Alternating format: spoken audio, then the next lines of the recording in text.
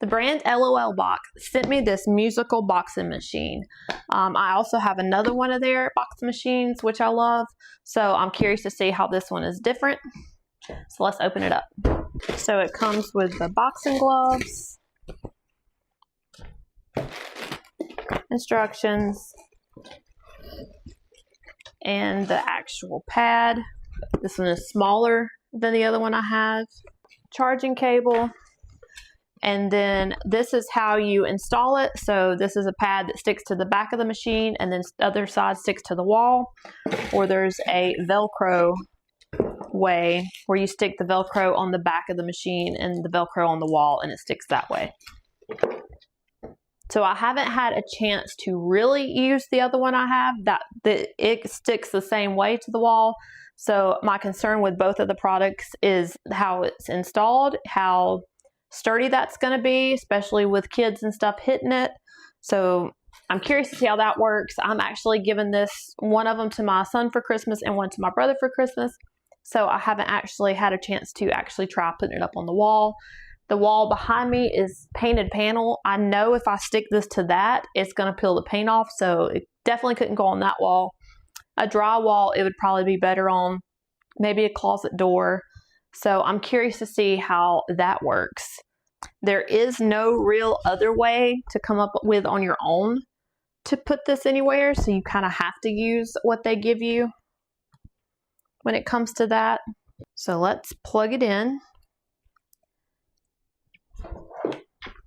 So it's got the plug in right here on the bottom. And then we're going to plug it into our block.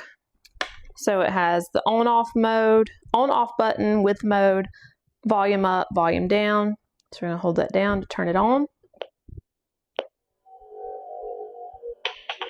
And it plays the music. This is also Bluetooth. You can hook it to your phone to play the music on your phone. See how the gloves fit. My fingers barely make it through, but it still works. The padded part's exactly where it needs to be. All right, so the point of this is turn it down. Turn it down a little bit. The point of this is to hit wherever the lights pop up. So obviously me holding it is not how you're supposed to do it, and it's probably not going to read correctly with me holding it like this because it does move. But when you make the hit, it makes the punching sound. If you hit the wrong one, it'll make a different sound.